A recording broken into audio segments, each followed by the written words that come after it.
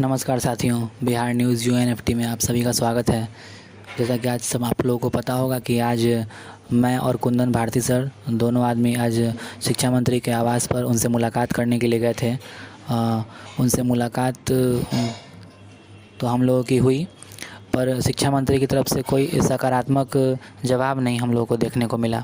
उनका जो पहले से जो रटा रटाया बयान है वही बयान सुनने को मिला कि छठा अभी समाप्त नहीं हुआ है ना, छठा चरण जब तक पूर्ण रूप से समाप्त नहीं होता तब तक हम सातवें की घोषणा नहीं कर सकते हैं।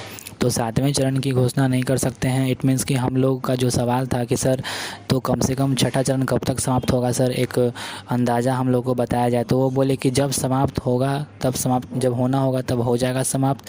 सो आप लोगों को अखबार के माध्यम से, न्यूज़ के माध्यम से सूचित कर दिया जाएगा। सो आप लोग बार बार इस तरह से परेशान ना हो, आकर के मिले ना। तो हम लोग बोले कि सर आपका ही कहना था कि मार्च के अंतिम सप्ताह तक विज्ञप्ति जारी कर दी जाएगी।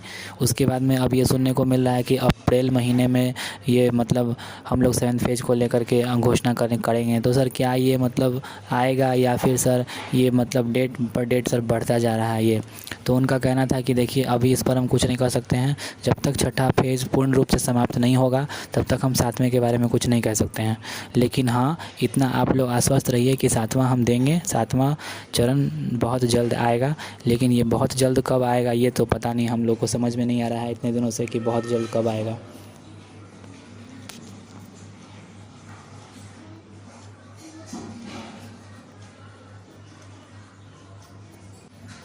शिक्षा मंत्री से मिलने के बाद हम लोग फिर वहाँ से केंद्रीय संसदीय बोर्ड के जदयू के जो अध्यक्ष हैं उपेंद्र कुशवाहा जी, वहाँ हम लोग गए।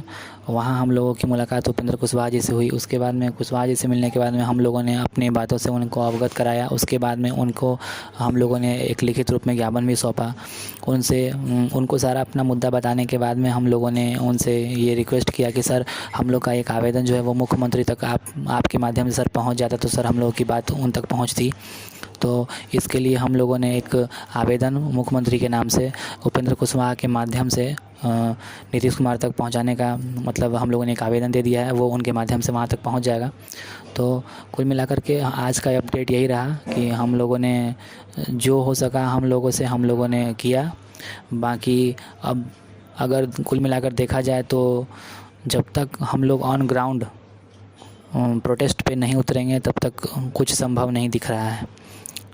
अगर छोड़ देते हैं सरकार के ऊपर तो सरकार काफ़ी विलम्ब करेगी, नो डाउट कि देगी, नोटिफिकेशन आएगा, ये बिल्कुल सही बात है कि हाँ नोटिफिकेशन सरकार देगी। ये उनकी बातों से लग रहा है कि नोटिफिकेशन तो आएगा इस 7th फेज़ का। लेकिन जो तय सीमा जो हम लोग मान कर चले थे कि मार्च में आने वाली थी वो मार्च तो खैर ख़त्म ही हो गया।